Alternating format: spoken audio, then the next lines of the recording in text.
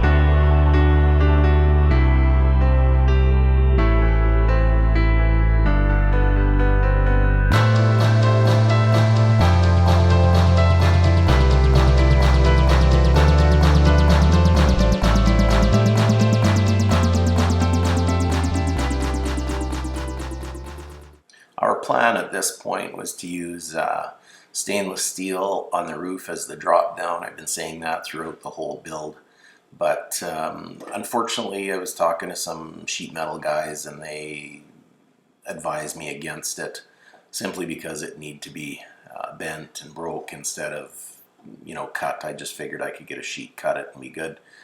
So we opted to go with some MDF here and just drilled some holes in MDF, got some paint that matched the ceiling, and threw up MDF instead, and it worked excellent. So if you're thinking of doing that, MDF is an excellent solution.